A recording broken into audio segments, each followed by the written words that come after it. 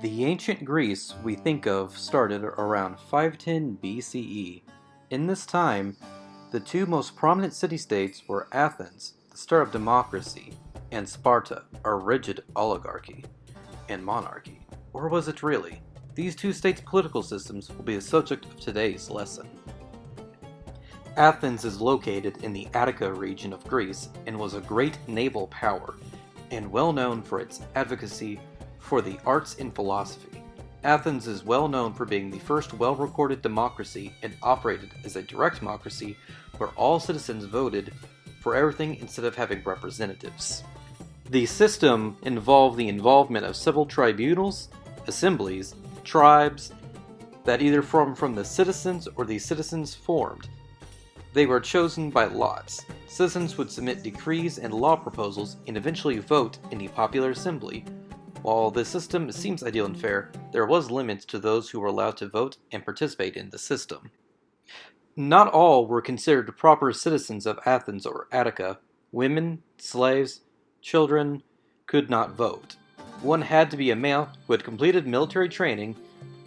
Even among those, it was only by those mentioned lots that one could do their duty as a citizen and vote and propose laws. It could be argued that this itself was just a very large oligarchy in its function.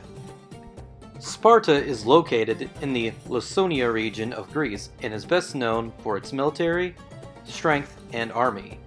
Very few of its actual population were even considered to be Spartans at all, and they were ruled over by a council elected by an assembly.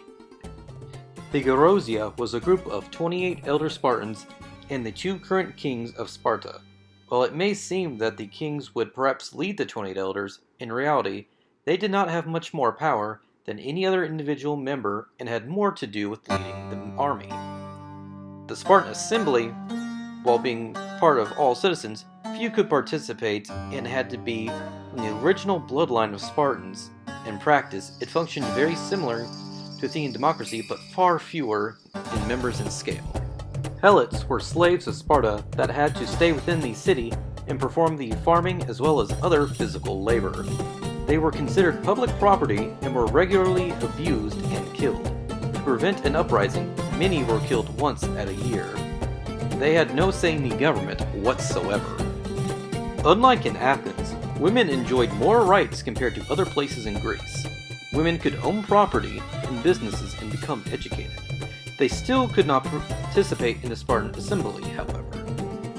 While at first, one may think of Athens and Sparta as completely different systems, their governments and function acted very similarly, and differed most in sheer scale of participants, and not as simple as they appeared.